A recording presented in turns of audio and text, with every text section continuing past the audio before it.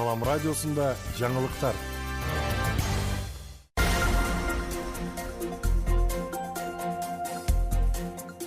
Саламатсыз бардактуу угарман жана көрүүчү, эфирде жаңылыктар чыгарылышы, аны мен Жасмина Сайдиманова тааныштырам.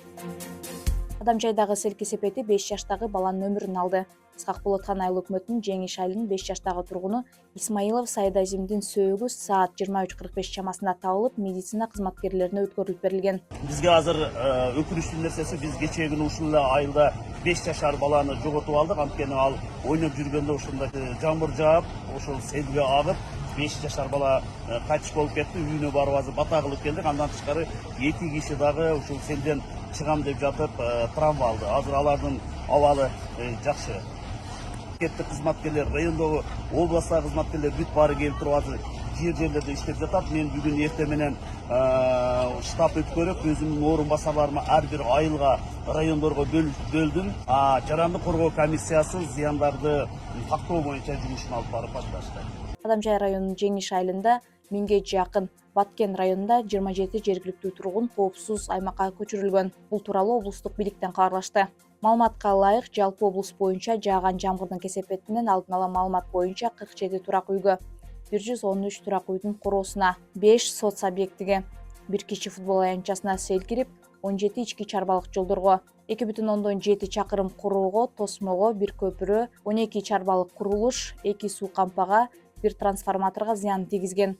Аны менен катар аталган айылдардын 1954-жылы туулган тургуну ден соолугунан жабыркап ооруканага жаткырылган. Сел 8 бодо мал, 42 майда малды агызып кеткен. Учурда облус аймагында жол каттамдары ачык. Белгилей кетсек, кечээ 24-июнь күнү Баткен облусунун Баткен, Лейлек жана Кадамжай райондорунун аймактарында катуу жааган жамгырдан улам сел жүргөн.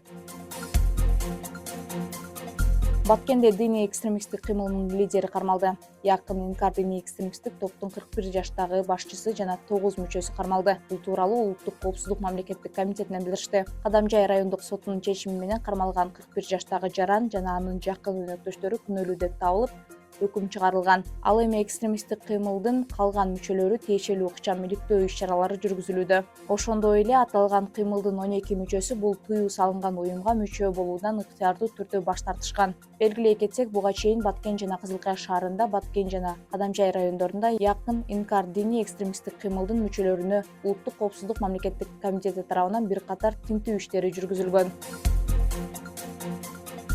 Тажикстандан чыккан алюминий зымдарын алып өтүүгө аракет кылган жаран кармалды. Мамлекеттик бажы кызматынын маалыматына караганда, Баткен районунда бажы көзөмөлүнүн жүрүшүндө АУМ жарандын башкаруусундагы Mercedes-Benz үлгүсүндөгү унааны текшерүүгө алынган. Текшерүүдө Тажикстандан чыккан алюминий зымдары товарлары табылган. Жашыруу жолу менен ташылган жүктүн жалпы салмагы 2135 кг, баасы 890 000 сомду түзгөн. Товарга тиешелүү эч кандай документтери болгон эмес. Чогултулган материалдар Баткен облусунун прокуратурасына өткөрүлүп берилди деп айтылат маалыматта. Кызылкаяда отургуч жана урнанын талкалап кеткендер аныкталды. Бул тууралуу облустук милициядан кабарлашты. 21-июнда Кызылкая шаарындагы Достук аллеясындагы 3 дана отургуч, 1 дана урна белгисиз жарандар тарабынан талкаланган. Бул факты боюнча Кызылкая шаардык милициясы тарабынан иликтөө иштери жүрө баштаган. Кызылкая шаарынын 16 жаштагы 2 тургуну Кызылкая шаардык милиция кызматкерлеринин ыкчам иликтөө иш-чарасынын жүрүшүндө 22-июнь күнү аныкталып кармалган. Учурда кармалган жаш өспүрүмдөргө тергөө иштери жүрүп жатат. Күндүн маанилүү чыгарылыштары мына ушулар болду. Кийинки эфирден амандашканча саламыбыз түз болсун.